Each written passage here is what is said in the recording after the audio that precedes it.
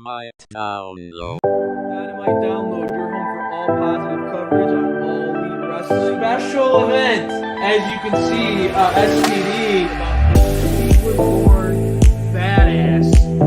To see the height and to see the commitment and to see the drive, you will see yours truly without a signature shade.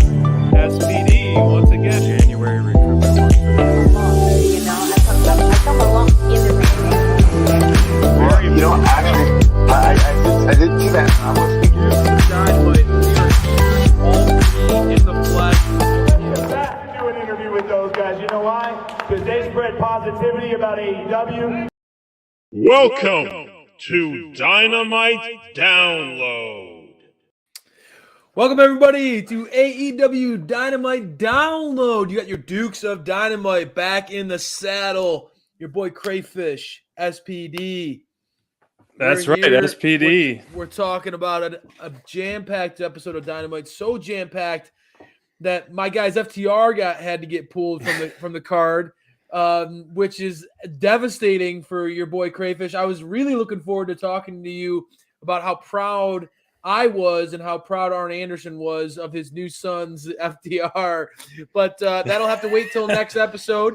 That's all right. I mean, this was so jam-packed, man. Look at this. Yes, sir. Look at that graphic. I mean, absolutely. So much star power. I know that I'm not alone, man. When I say like AEW, just I don't know how they get this much talent in 2 hours. They just always find a way. So many. And I mean, Mixing bowl. You're right. Just dump it all in like a little thing of Rice Krispies. A salad spinner.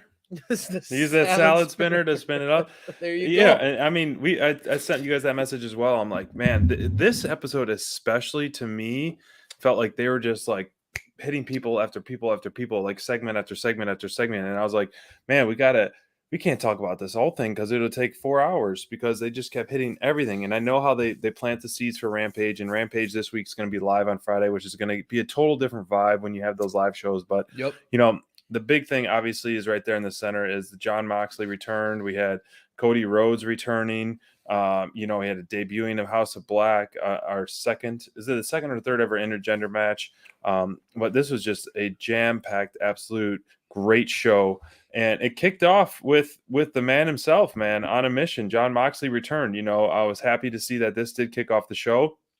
And boy, did he have a statement. You know, it was short and sweet to an extent, but Moxley, man, he started things off. You know, one of his first sentences included an F-bomb on the TBS era, which was well-deserved for clapping back at a fan. But, you know, this is the second time, first in a ring in front of a live audience, that we've seen Moxley this vulnerable in front of on camera. You know, Moxley's, you know, the lunatic fringe as he's been, you know, off the edges and kind of his own mantra and his own way of doing things. But other than the time when he interviewed about Brody Lee, where we saw him get a little bit vulnerable, this was another time we saw him get vulnerable, rightfully so. I mean, this is the real deal. And there hasn't been a time that I can think of in AEW where the crowd was so quiet, so on the edge of their seat, so just captivated by every single letter, word, sentence that Moxley was saying. You could hear a pin drop. And that was a special moment for me. Well said. Yeah. You know, I felt like Mox, he bled babyface tonight. And that's right. You know, it's because, you know, life has a way of doing that to you. I think as he's a new dad, things seem to you get a different perspective on things when that happens. And I can speak from experience. I think, you know, Mox is seeing it. And I was, you know, it was one of those moments where during that promo where he talked about, you know, basically stand up, be yourself, show the world your scars, don't be ashamed of who you are, wear that with pride. And that right there, I mean, ultimate babyface message. It's true, man. If we all could just kind of tap into that spirit. I mean, that's a real fire that came out in Moxley tonight, and I think it's a great message not only for, you know, his mantra, this new, you could tell he was fired up and he's ready for a war. I wouldn't want to be my guy, Ethan. This is the first time you'll ever hear me say I don't want to be all ego, Ethan Page. That guy is $1 million, but I wouldn't want to be going against Jon Moxley. And more credit not anytime to Ethan. soon. That's for sure. No, Mox is going to bring some pain, and he looks like he's ready, man. But no, I think you said it really well. I think Moxley definitely. He has a mentality right now that was shaped by some time off where he was able to get some self-reflection, and it sounds like it made him better, stronger than ever. Yeah, and I mean, I think this is would be a great sign, a great mantra. We keep saying mantra. I mean, there's so many different, things that you could take out of Mox's story and Mox's promo and just relate to it. But at the end, how he's saying, I don't run from demons, I beat the shit out of them. And I think that's a reminder to everyone. And it was very special. And so glad to see he's back. And man, he was on a absolute warpath, fueled by blood, as he said, before this break. I can't imagine the mission and the brutality that he's going to give anyone in his path anytime soon, whether it be in AEW, GCW, anywhere around the world. Whew, man, I think he's going to be rising to the top. It'll be fun to watch him for a few weeks, just go through people, but quickly get reignited into that title picture, whether it be the TNT title picture or the world title picture. So man, it was awesome. Mox is definitely, I mean, that it's only a matter of time before Mox becomes at least in that conversation for a world champion again. And a lot of times with these comebacks, dude, AEW, we were talking about it with the Lance Archer match where Frankie Kazarian is second most wins in AEW. And, a lot of times with these comebacks, you'll see, like you just said, people padding their stats. Brother, he ain't padding his stats with going against Ethan Page right out the bat. How I feel. You know how I feel about Ethan Page. You know that I think that guy checks that's becoming one of. I've noticed as I've listened back on the show, checks all the boxes as a crayfish special. Well, that says a lot coming out of you, because you sometimes are a little hesitant to check that last box. Well, checking boxes, or I'm like, give a letter grade. I'm like, when will someone get an A+? It's hard to get an A+ out of crayfish. And checking all those boxes out of crayfish is definitely a huge stamp of approval. Yeah. I think I see a ton of upside in Ethan Page, and he's going to be tested, man. Moxley looks ready. And, I think it's just going to be, we thought him versus Preston Vance was going to be a good match, but boy, did he just plow through Preston Vance. And I think sadly it's going to be the same thing with Ethan Page. I think Mox is just going to be, I know it's going to be a warpath and bloodpath, but I know someone who has checked all their boxes from day one on you is the good doctor herself, the DMD, and who is checking all the boxes currently is Adam Cole, baby. And so, Adam Cole, baby. One of my favorite time. I always love being able to talk Adam Cole with you because you do it every single time. I know. Ooh, boo, boobs. Yeah. It's so funny. But this one was fantastic to me. I think it just shows, I'll ask you a good question at the end of this segment. But man, this worked so well. This was one of those, I think this was the best intergender matches we've seen in AEW and in a while period, just because of the styles that mesh so well together. Obviously DMD and Statlander have some history, obviously, so Orange Cassidy and Adam Cole, but just the pairings, DMD and Statlander's feud was a lot of fun, and Statlander clearly is a powerhouse, but it all worked so well together. And the Orange Cassidy gimmick with the crowd and doing the light kicks on the DMD just had me laughing out loud. I love Orange Cassidy's. First and foremost, I'll be the first to admit Orange Cassidy was getting a little stale with me. This feud with Adam Cole and the Super I Click told you, man. is starting to reignite my Orange Cassidy love. The little things that he does, where he runs to the turnbuckle, fakes like he's going up, just gives a quick thumbs up. Runs to the turnbuckle, fakes like he's going up, quick thumbs up, and then the light. The leg kicks with the DMD was amazing. That was so funny. It's one of those moments we would be marking out like crazy. Yeah. At Hardcore. live during live Hardcore. event. So yeah. Just it was such a great back and forth match. The commentator team did a fantastic job of just explaining the rules of this. I really love this intergender match. And to me, one of the biggest standouts was Statlander. For someone being as big and strong and powerful as she is, to throw that 450 splash was very, very, very impressive to me. Yeah, for her to be able to do that move and that stalling suplex in the same match, that right there embodies exactly what you're talking about. Somebody who's incredibly strong, incredibly athletic, stands out in the women's division. That's a great point by you. Yes, absolutely, man. And I love the pairing of the couple, the power couple, the true power couple, DMD and Adam Cole, baby. They worked really well together. Yeah, they did. They did both do those double destroyers, absolutely brutal destroyer on the ramp and then in the ring. It's just a lot of fun. And I think, who stood out to you the most in this match? Well, it wasn't necessarily a who, but it was a what. It was a dynamic. And I felt like this match, there were two things that really, I'll try to be brief, but there were two things that really stood out to me. One was, as you talked about, the Adam Cole, Britt Baker, their chemistry together was so great on screen.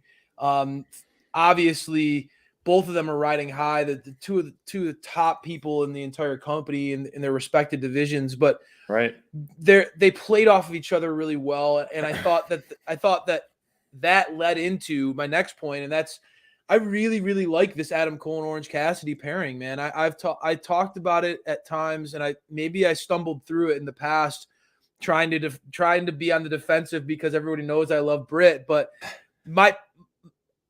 I think that Adam Cole against Orange Cassidy is such a great pairing because it allows both these guys to shine. They're good for each other. And my point, I'll go to the match. How you've talked about this at length. Adam Cole seems to be able to get the crowd to eat out of the palm of his hands. He's one of the most popular characters on the entire AEW roster. But there were points during this match where people were booing Adam Cole, and the crowd was eating up Orange Cassidy tonight, dude. Like, the crowd was eating up OC tonight.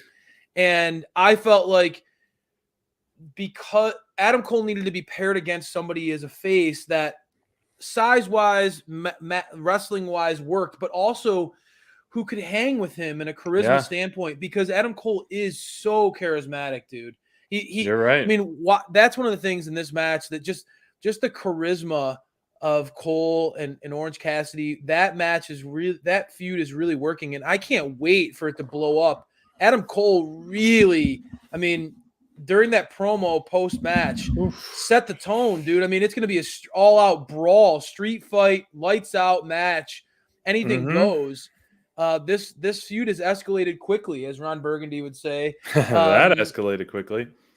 That, to me, it's just mostly, I felt like the chemistry on screen between these four really, like, just absolutely worked.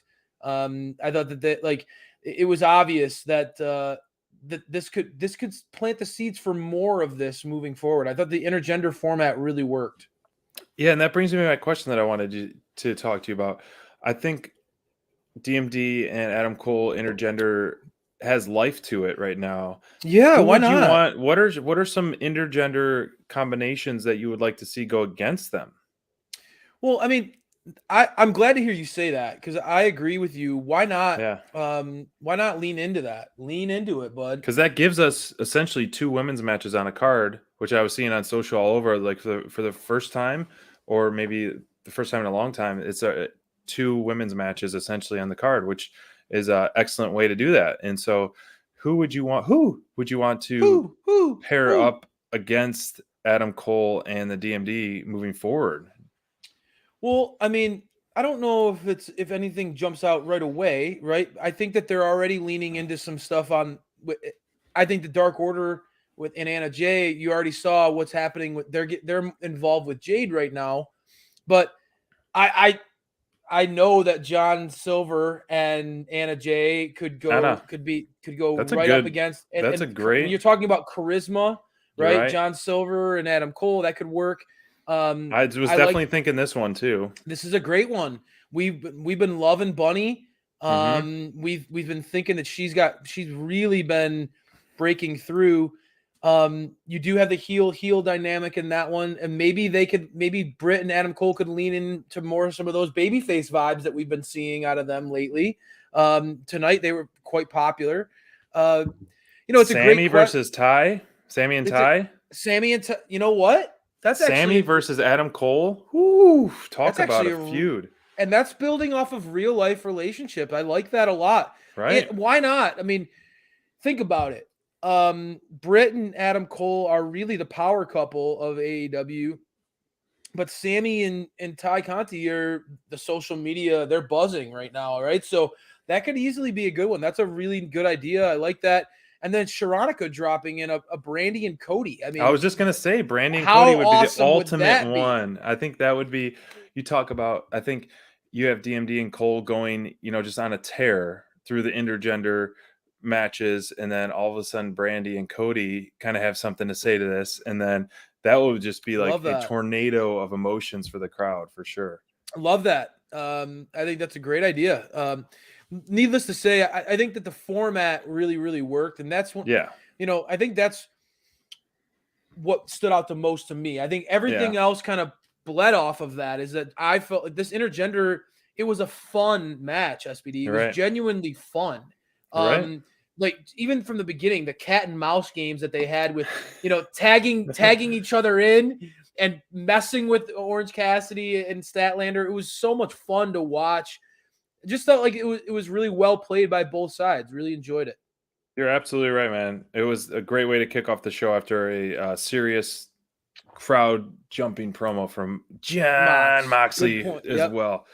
CM Punk versus Sean Spears. Oh, God, this did not go the way that I thought it was going to go. This had a great build. It had a better build to me than the Wardlow match. But that being said, it was a 5-second match. CM Punk caught Sean Spears off guard and put him to sleep very, very quickly. Man, I did not see this coming. I expected a little bit more out of this because, as you talked about it, we're very high on Sean Spears. I think his gimmick, his entrance, his whole package, his entrance what he's doing. Sweet. His entrance is one of the best in the biz for sure. I really like the visual of that and the theme song and the methodical walk to the ring. Just got that Very swagger. conscious. I like it. Yeah. Yes. But man, I'm so shocked by this. But the story arc, as I was talking on last Dynamite, this was I was most interested about what was going to happen in this segment, in this match, because I'm so ready for this Wardlow turn, CM Punk and MJF finally getting toe-to-toe as well. So, as we saw in the crowd, if you paid close attention, we couldn't agree more with this sign that, MJF sniffs farts. And so, I think that was one of the better signs, if you saw that on TV tonight, that it is true. We made a sign for All Out that MJF wets the bed. So I think that's another one of those things that he does, is wetting the bed and sniffing farts. So, man, the in-depth match analysis, the breakdown. This truly was one of the, I mean, honestly, that sign is probably more memorable than the match, right? I mean, unfortunately. That's true. Whoever had this sign, props to you. Funny as hell. Loved it. I'm with you. I love Sean Spears. I love the gimmick that he had. I love that promo that he cut last week. I was trying to tell it. Oh man, he had me. It was fantastic. He had me hook, line, and sinker. I was right there thinking, all right, Sean Spears is going to go out there, and they're going to have a back and forth. Like Spears is going to really put Punk to the test. And I think that was really great about it was. It was all set up so perfectly by MJF's promo before about, how this is going to be, Spears is going to go out there and show Wardlow how it's done. And coming if out for looks commentary. could kill, Wardlow would be a murderer because, man, he has been doing some outstanding facials lately, in the ring, in his match behind MJF. Man, if looks could kill. Happy birthday to the War Dog, man. We need a cheers to that, Wardlow. Heck yeah, dude. Happy We've been birthday huge to fans that of him since day Cleveland-born one. badass. That's right, Cleveland-born badass. Put that on a shirt for next week's Beach Break. But there hasn't been a match announced at Beach Break for Wardlow yet, so. Hopefully the man gets a well-deserved homecoming. So yeah, he's been I on a mean, roll. he did get a heartfelt apology from MJF tonight, which is and his pay deducted. Which is exactly. Hopefully that helped make up for it on his birthday. I was hoping that MJF was going to maybe give Wardlow some MJF coin for Wardlow's birthday. That would have been even better because it's worth less than an apology. worth less than an apology from MJF. But no, honestly, I enjoy the post match from Punk. Mm-hmm. If you just said if looks could kill with Wardlow, if looks could kill with Punk, like Punk was staring a hole into MJF, bro. Like I haven't seen that fire in Punk's eyes. He was really fired up, and you could tell, no nonsense Punk. He wasn't the guy coming out smiling and waving and kissing babies. He looks like he's ready to prove a point, right? I mean, I get it. This is a storyline, and this is these guys are feuding with each other and all that stuff. But I do think that there is a certain chip on his shoulder. And maybe some of that is a precursor to what we heard from Cody, but Punk is a trailblazer, and I think it's easy to forget just what Punk himself isn't just like this happy-go-lucky guy that we've seen at times in AEW. He's got that edge to him. I think MJF might have been bit off more than he could chew. It was a perfect. I completely agree, and I think. Early on, I thought MJF was going to cost CM Punk his first loss, but I still think he might a little bit. But the more and more I'm seeing Punk perform and Punk rise to the top, I'm like, no way, nothing's stopping Punk at this point. But it was great how the Punk match tied into the return of Cody Rhodes himself, which rocking the Nightmare Family shirt right here, beauty, who's never going to turn heel. But the fact that I got to say, this was probably the best Cody Rhodes promo that I have seen to date. It's a tough one to top. Good ones. He's had countless good ones, but it's just like one after another that are just A+ home runs, as you say, checking all those boxes. He's incredible. I mean, he did not skip a beat. And we talk about best mic work. This is maybe one we kind of sadly sometimes gloss over, but not in a bad way. But Cody Rhodes has consistently been one of the best mic workers in AEW, period. The guy is such a storyteller. You're right. Man, you're right. He was spitting fire tonight, man. How he held AEW on its shoulders. If it wasn't for him, there wouldn't be a Forbidden Door because he built it. And, and he tied it all back together to CM Punk's pipe bomb and how it was planting all those seeds. The story that he told was incredible. It really was. He told a great story. He called out a lot of the locker room as well, including the Super Click, the Red Dragon enhancement talents.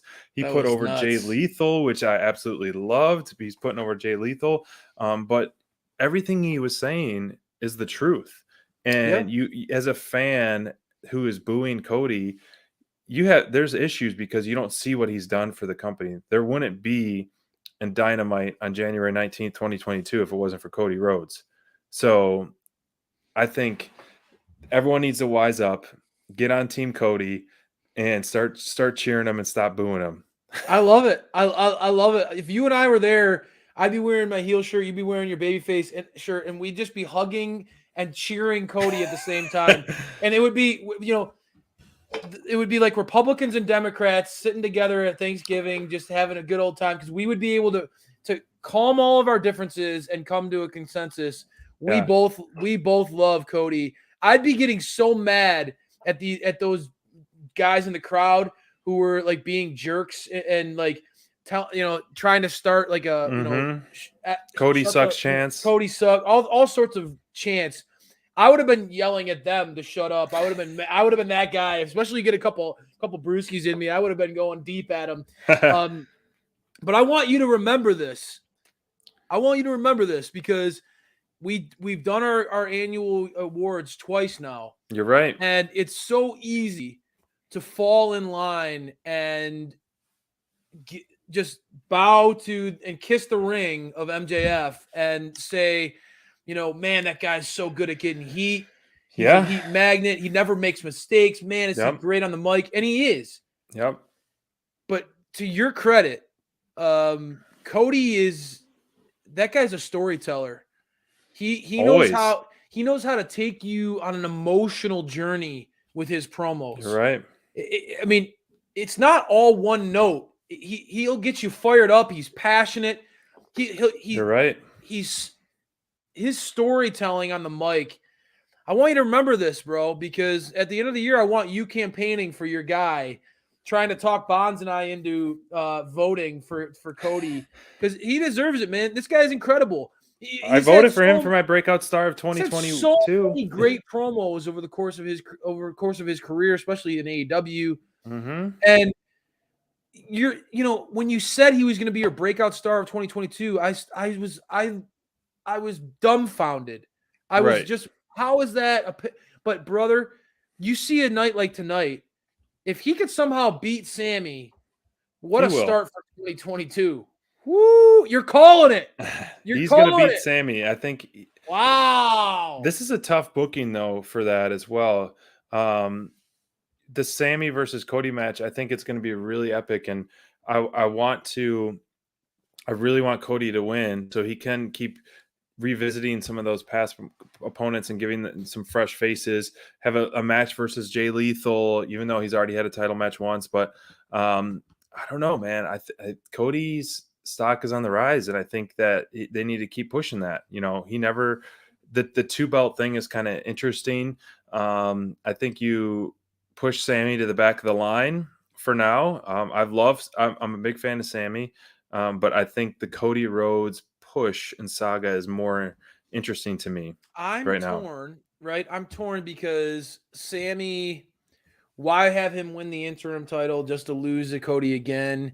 And he's a young kid with a lot of upside. And I know that a lot of people like to dog Cody, but that guy has a long history of putting people over and making stars at his expense. Right. And, Sammy, I think Sammy maybe lost the belt the first time to Cody, and it was fresh off the heels of some stuff that was going down on social, and I don't want to speculate, but I think that this could be an opportunity where they make Sammy all over again. My thing is, when I talk to you, I can't disagree with you that I think that there are more interesting matchups with Cody as the TNT champion than as Sammy.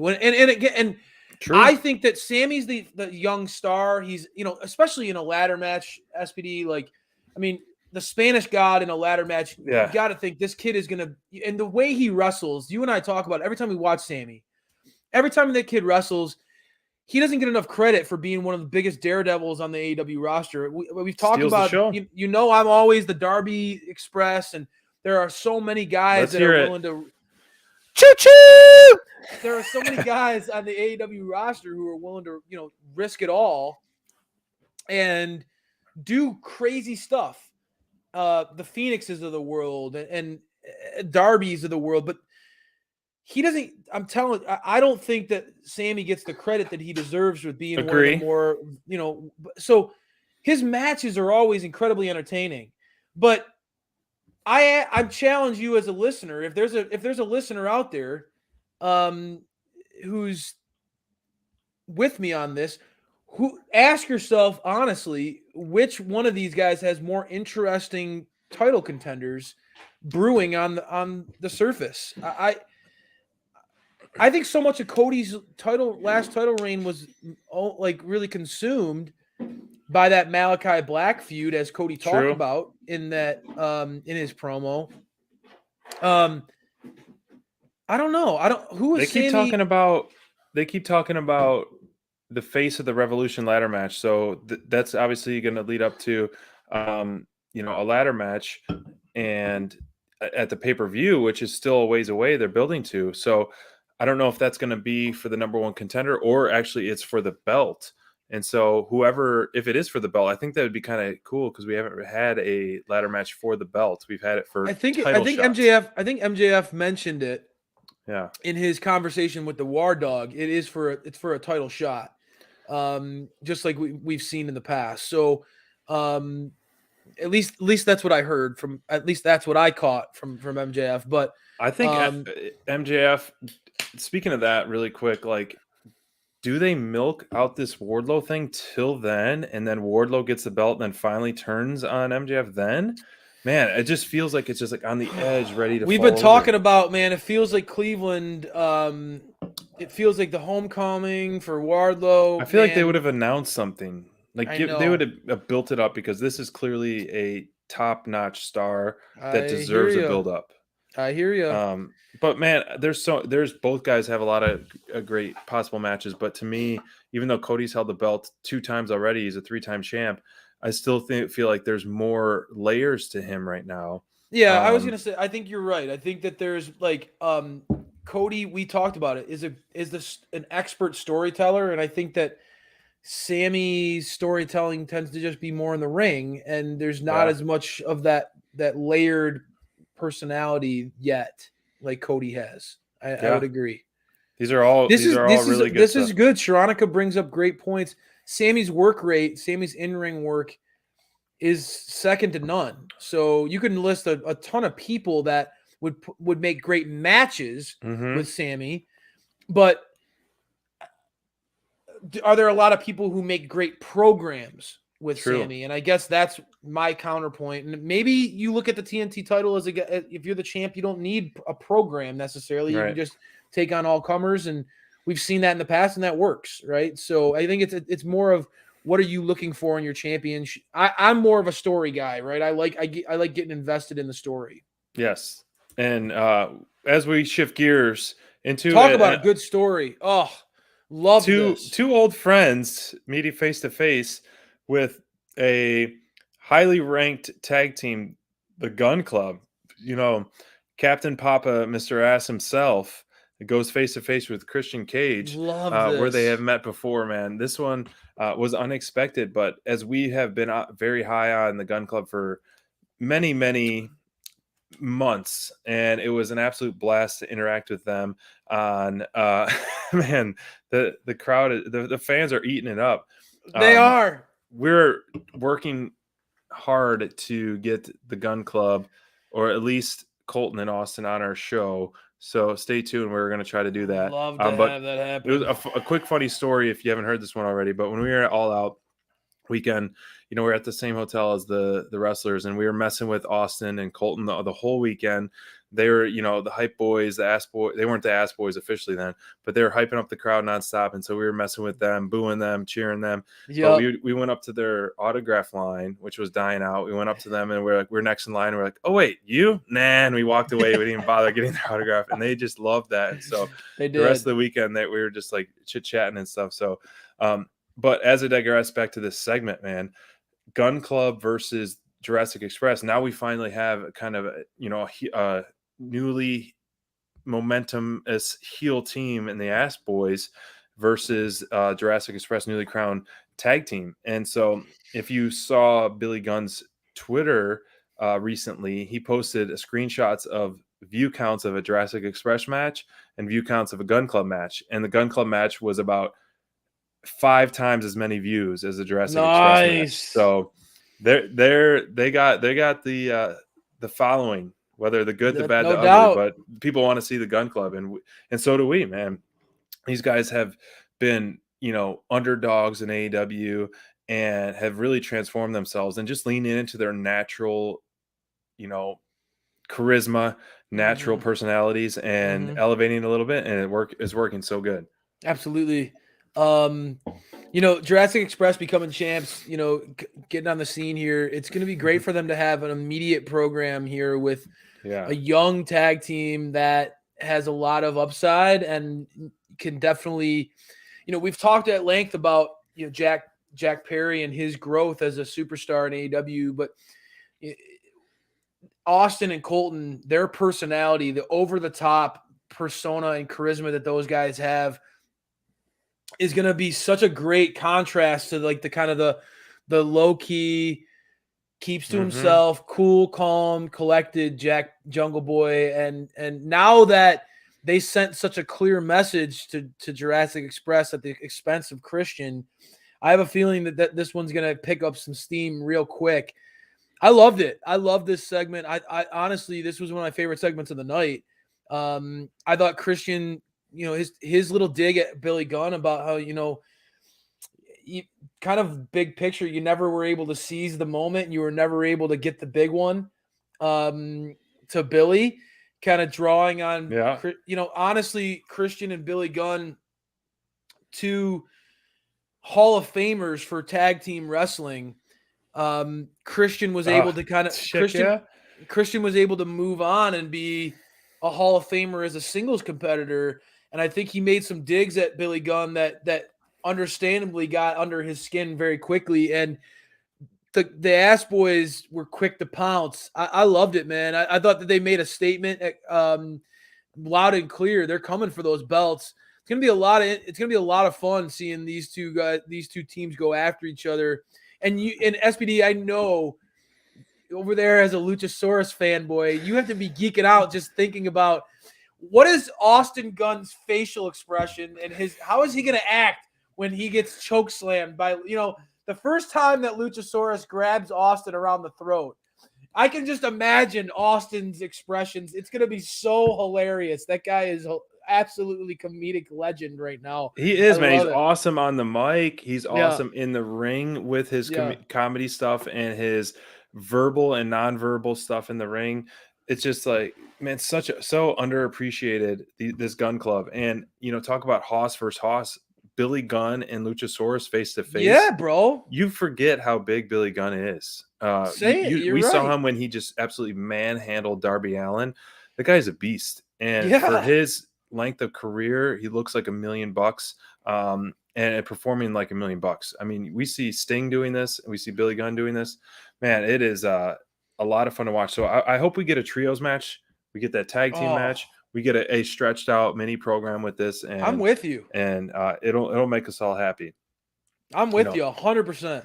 I know you had to be really beaming at the end of this segment, but let's talk about the match itself. The House of Black has such an amazing entrance. Man, they changed it up. Everything. I mean, Malachi Black's entrance, but this just got elevated so much more.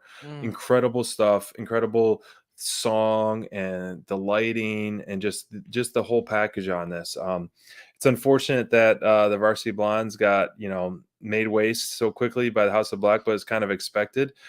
These guys are on a tear, and once they start climbing those rankings, it's going to be hard to stop these guys. And I can't see any team really stopping them if they do eventually go against Jurassic Express.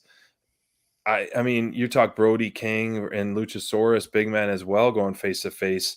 Wow. So this one, it's hard to see them getting just the agility, the kicking, the quick chemistry. I know this was a quick match, which we want to see more and more of, but I love their finisher, that suplex throw to a power slam. Yeah, it was sweet. It's just so visually cool to me because you have a body being thrown in the air and caught and then slammed. But man, what did you think of the AEW television debut of this team? Well, I had a feeling that you would dig like that match, that tandem little move there. You are such a moves guy, and that was a badass finish, dude. Looked sweet. They executed it really well. I like having Brody in Malachi's corner, man. It adds that muscle, adds that beef, kind of that extra intimidation factor to Malachi. Malachi's so good at the mystique and the aura, but to have a powerhouse behind him, it just adds that extra edge and really makes him that much more of a visceral threat. That he can really, and we saw, I mean, the Varsity Blondes, number 4 ranked tag team, and this was basically a glorified squash. They were able to get these guys to turn on, there was really for like first time we've really seen Griff and Brian have some chemistry issues. Mm-hmm. There were problems that creeped up in this match that cost them. I like how And Pillman played into that botch. yeah, it worked. I thought that worked really well. I thought that it was very smart that, a veteran move there. But these guys didn't give them an opening whatsoever. It was really just a clean massacre. For me, it was mostly about the post-match stuff that had me interested. I absolutely ate this up. The Did bastard. you go back for seconds or thirds? Oh, dude, I all you can eat buffet of a Pac promo, anything to do with my guy Pac. The old I'm country be buffet. Happy. Yeah, dude, old country buffet. Going back and forth. That's honestly the Pac promo. Absolutely incredible. The blind justice.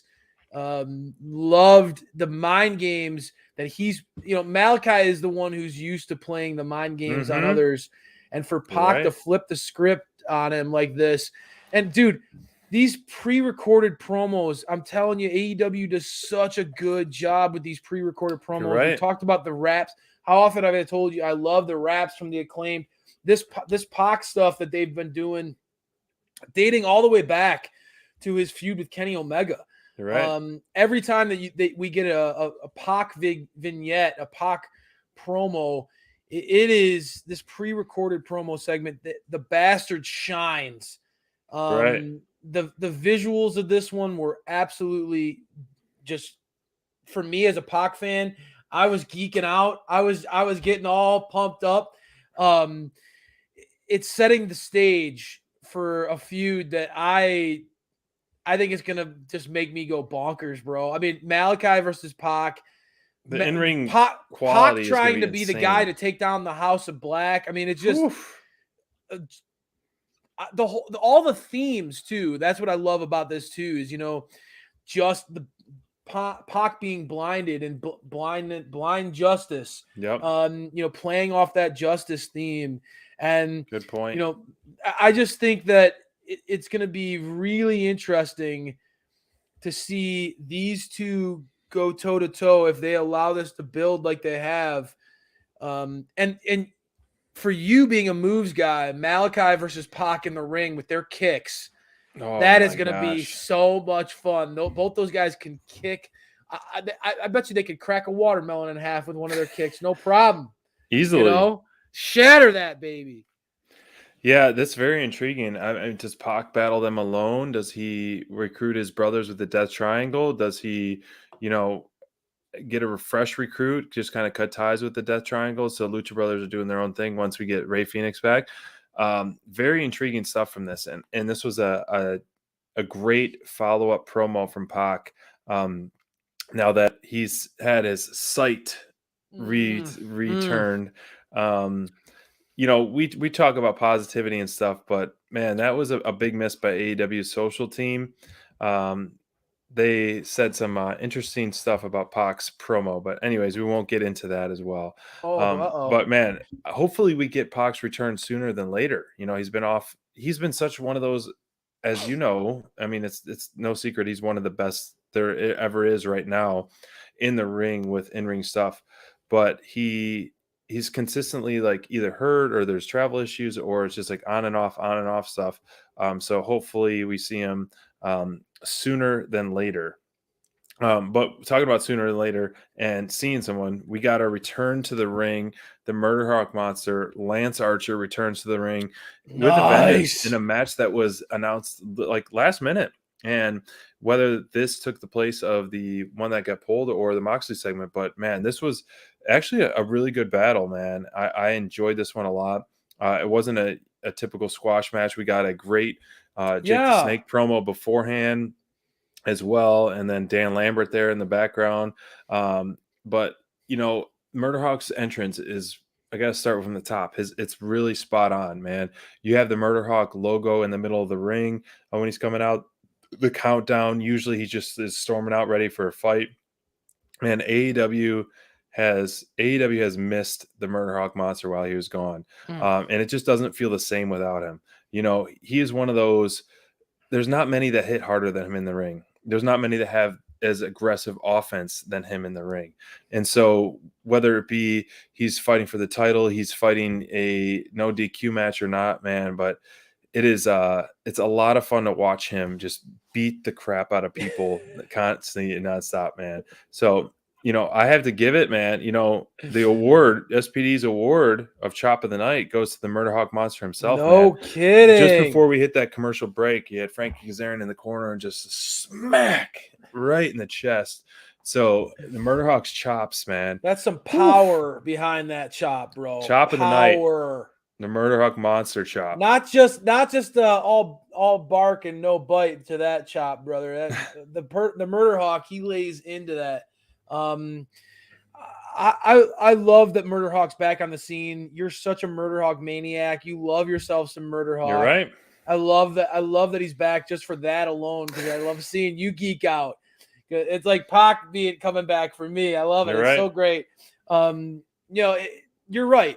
I think that Lance's offense, his presence, is just so unique in the landscape of AEW, man. There's nobody really like that big fella. You're right. We love Wardlow. We love ourselves some Miro. There are some big men in AEW. Powerhouse Hobbs, another great guy, great person behind the scenes. Powerhouse Hobbs, but there's nobody like Lance. The dude is he's special. And I think it's awesome to see him come back with like just pure fire in his belly. You could tell he looks hungry, and this feud with him being placed in the title picture right now against Hangman Adam Page. Love that. Love the way that this is being set up.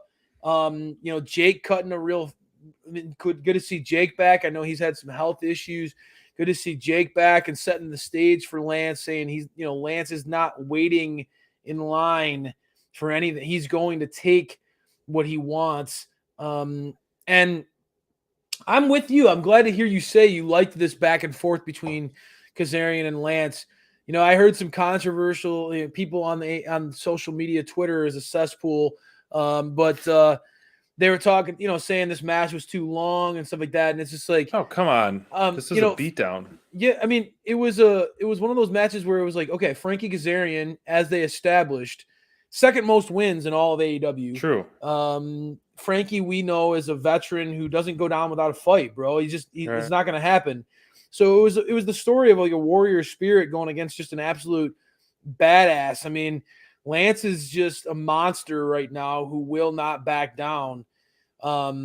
Really, this is a nice first. I mean, we saw Hangman and Bryan Danielson get kind of engaged in this back and forth epic challenge between the two of them that really, I think, established that Hangman is a champion who can go with the best of them in the ring. Really has built Hangman's credibility as a guy. Okay, he beat Kenny Omega, and now he beat Bryan Danielson. It does not get bigger than that. The two best bout machine and the best in the world. Right.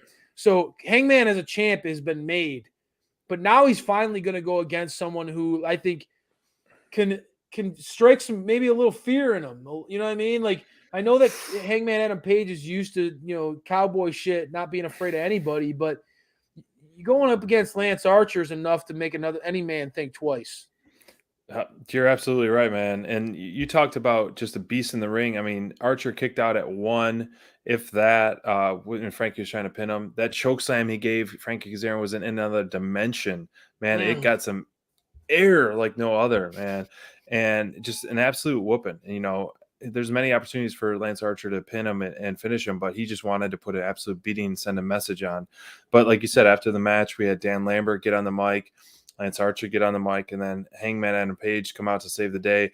And for them to go toe-to-toe and trading bows, like, man, it's a good visual to have this right here face-to-face, man, how big Lance Archer is and Hangman. And so if Hangman can tackle this giant, man, it is one of the tougher tests and in that he's going to face with Lance Archer. No and, doubt Lance about it. Archer's performance, who cares the length of the match? This told a story, and this was one of the better overall moments of Dynamite, and it garnished Lance Archer to be our top performer of the night because of You don't everything say. in and out of the match. So we are aligned, and this is a common theme, I feel like, on Dynamite Downloads history, that Lance Archer is either my top performer of the night or our top performer of the night, because the guy has put on some banger matches. I mean, the stuff that makes he an used to do impact. with with Ray Phoenix, that stuff he's done in the past was absolutely incredible. That's what I'm saying, man. AEW misses him so much when he's not on TV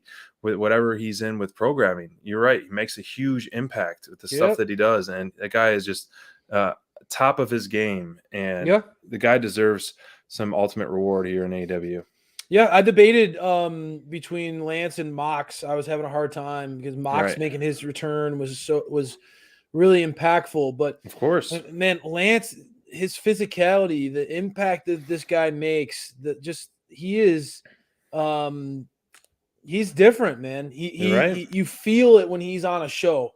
You feel his presence when he's on a show. And we've had a lot of people come and go from this AEW scene. I think AEW, I'm with you, man. I think AEW misses Lance when he's not around. There's nobody that can really fill that void quite like he can. It's awesome to see him thrust right into the title picture. The guy has earned it. We've talked about it. He looks great with the belt, by the way. Yep, that photo really does. Photo of him holding the belt. He looks really good with the belt. But I mean, the guy has earned this kind of opportunity. He's had some title runs in the past, title shots in the past. It's good to see him continue to get those opportunities. Because like we talked about, the guy he's put on some of the best matches in Dynamite Download history. So awesome to see Lance break through. We're rooting for the big fella to continue to make waves. Someone we're also rooting for is Serena Deeb, man. Serena Deeb heel is absolutely money. And I'm glad to see Sky Blue getting the shot against such a seasoned veteran, because we were very impressed by her at the All Out weekend. I mean, the crowd was won over by her performance, and Tony Khan came out and gave her a spot in that Battle Royal. Man, she impressed us there at All Out weekend. But I think this, it's just, who can stop Serena Deeb right now? There's not many people better than her right now in the ring. This is exactly what it needed to be. Yes, exactly what it needed to be. An absolute beatdown on a mission. She's looking to put Sky Blue on the shelf too, when she was really working that knee. But wow, Deeb is pissed. She is pissed. She wasn't even trying to pin her. She was putting on an absolute clinic. This is the side of Deeb that we want, and this is the side of Deeb that could dethrone any current champion in AEW if she wants to. And you're right. No, you're absolutely right. Deeb, I didn't mean to cut you off there. I think you're good. You're right. You were on a roll. Deeb has the makings of, she could easily convincingly win and be a champion in AEW right now. She put it on JR as name a woman who's better than on my level as a professional wrestler, and there's nobody in this company. Deeb is the professor of pro wrestling for a reason. This was exactly what it needed to be. We like Sky Blue. We think that girl can connect with the crowd. She's got a bubbly personality. Really got that spark plug, that energy to her that we really enjoy. But I knew this was going to be an absolute massacre. This was going to be an ass whooping the minute that this match was announced. Deeb is on another level right now. And she's putting in some work. I think the Sheeta feud is lit a fire under her. We're seeing a side to her, an edge to her character that has been really, really fun. I love Cinnamon Girl throwing out Deeb versus DMD. I mean, as a DMD fan, I'll be honest with you, I don't want any part of that. I think Deeb could dethrone the she could dethrone both champions right now if she wanted to. As a DMD fan, I wouldn't want to. I mean, now as an AEW fan, Deeb versus DMD would be absolutely bonkers and could really, I think, quiet some of the further quiet the DMD haters who think that she can't go in the ring. I think going against Serena Deeb would prove a point pretty loud and clear. But Deeb, man, this was focusing on her. I like this mean streak in her personality. Yeah. I like her targeted offense. As you said, it seems like she's really more than happy to really take out her opponent, not just beat him, but it almost seems like she wants to prove a point at this point. You're right. She doesn't care about pinning because she clearly had the opportunities to pin Sky Blue sooner, but she did not take those advantages on that as well. But let's move on to the main event. It's great to see because they deserve it and everybody loves them. The Acclaimed in the main event of Dynamite. These guys are main event guys and everybody loves them. So we know it. Everyone else knows it. Dynamite Download are a huge fan of the Acclaimed. They had an amazing, obviously, diss track that we saw. They had an amazing vignette to start, followed by an amazing promo. It's like, boom, hit after hit after hit after hit. And these guys are just clicking. And say it, Crayfish. We know it. They're checking those boxes one after another. And these guys are deserving. They were the number one ranked tag team going into this match. Right away, they put on a whooping to Darby Allin. And I loved how Bowens was like, "Woo! Welcome to the Black Parade, beat." And, we don't want to swear with the hilarious. Chair. That was her. My Chemical Romance goth phase. Yep. Loved it. Man, this was, and then Sting actually showing the stamina to go toe to toe with these guys. A 2-on-1 semi-handicap match for most of this match. The Acclaimed are just, I think I was more, Darby and Sting are doing fantastic stuff. Sting, the icon, Darby, the true underdog story, easy to root for. But to me, I was most intrigued by the Acclaimed in this match. Main eventing and watching their growth as a team. Watching their growth as individual performers, eating it up with the crowd. My eyes were glued to them versus Sting, who I was for Halloween one year, and Darby Allin, who's the reckless crash test dummy is fun to watch here and there. But the Acclaimed just carry themselves so well. Yeah, I'm with Bobby, man. I would love to see the Acclaimed get a title shot. They deserve it. They unfortunately losing tonight's match isn't going to help them in the rankings at all. Sting and Darby still remain undefeated as a tag team.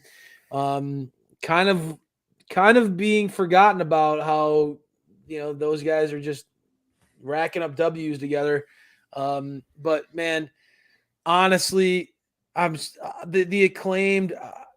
This was a big match for them, and in the main event, they delivered. I mean, it was like the pre-match beatdown of Darby. I loved, like you talked about, the shenanigans that they were able to pull, sending Darby out, using the chair as effectively as they did. The thing about Max and Bowens is that they're solid in ring. I'm not. No one's ever going to say, that these two guys are the next Rockers. Lucha Brothers. They know what they're good at in the ring. They're not the next Lucha Brothers. It's a great comparison, right? They're not going to be blowing you away with flips and all sorts of crazy stuff like that. That's going to drop your jaws, but they're great pro wrestlers. They're great at they're very good. And I know that this is something that you've gotten starting to fall in love with them about is they're being able to tell their emotions, like they're acting, their emotions on their face, the way they interact with the crowd. They're really great at that, at drawing you into their matches and playing off, they're always on. And I think that they're showmans. They're great showmen, and it's evident that when you can go in with these guys, honestly, half this match was them 2-on-1, the Acclaim versus Sting, and you got to give it to these guys for being able to go with Sting and keep that match flowing as well as it did. When a 2-on-1, a lot of times can make it, you're either gonna dominate that in that scenario or lose convincingly, and it can sometimes go off the rails when you go in that scenario. A match could go off the rails in that scenario, but I thought that they kept this one going. The main event really clicked. Darby's heroic comeback worked perfectly. Yeah, it did. And I props to the Acclaim for, they put him over. They put the Stinger and Darby over. I think where do Darby? Do you feel Sting and Darby get a title shot anytime soon? Because it feels like these guys they're undefeated. I mean, where do they rank in the tag division to you? They just beat the number one team. Well, you just saw the Gun Club being undefeated for how many months or even all year, and they weren't even ranked in the top 5.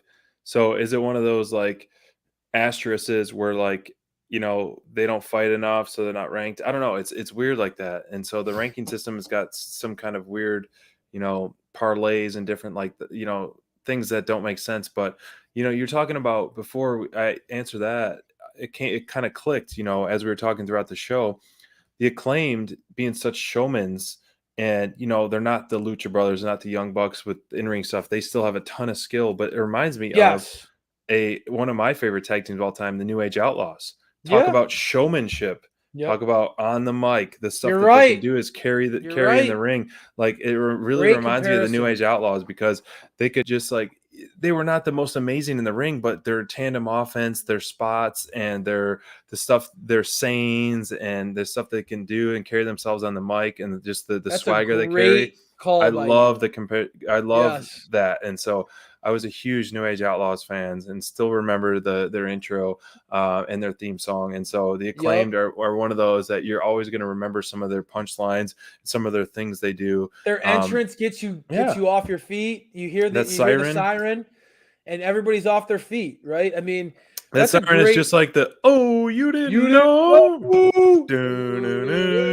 Right, dude. I love the Acclaimed. Better call somebody. That's a great comparison by you. In the ring, but showman's. That's a very and they have that kind of potential, dude. They could. There's no reason why these guys can't have a tag title run. You're right. And get over crazy, right? I mean, how often have we talked about it? Their charisma, as heels, they could become baby faces, and that's something. I mean, props to them. Yes, absolutely, man. This was a great way to end on a good high note. But to answer your question really quick before we start wrapping up, is it would be hard to see a team like Lucha or Jurassic Express, as much as I like them and I think highly of them, to give Sting and Darby the loss. If you need to grant that, the whole undefeated stuff in AEW, really need to you need to treat that special. You need to treat that tag team, loss special. You need to treat CM Punk's loss special. Bryan Danielson's Adam Cole was very special. Adam Cole special. Jade, you need to treat that special. And if you're invested in Jurassic Express, if you're invested in their run, do that to them. But if you are not, don't do that to them. I don't think that Jurassic Express right now is ready for the victory over Sting and Darby Allin yet. Potentially, yes. That's why I think that program against the Ass Boys is going to be so good, right? Because, the Gun Club, there's a lot of potential, like you said, in the trios format, and they're really good at being the shenanigans and getting under your skin. I think that there's plenty to work off of there. And they can eat an L because they've had so many wins over the course. Their win-loss record is still incredible. So, I like where your head's at. Sting and Darby eventually, I think that you do eventually need to have a title shot at some point. But I agree, it's not right now. Sure, you're right. So, man, we just chatted for a little over an hour, man. It's great to see you back on Dynamite Download on Wednesday nights, man. Yeah, dude. So we will be back Friday night live after a live Rampage, which has a totally different vibe for Rampage Rundown. Yes. So we always appreciate everyone for joining the chat. It fuels us. It's our energy. It's our dynamite that fuels our show. So thank you guys so much. It's always great to chat with you guys. in the chat while we're chatting live on the show. But tune in Really Friday is. night. Join us for the Yeah. weekend. And we can't wait for it. Crayfish is, any second he's going to become a new dad. Yeah, So, man.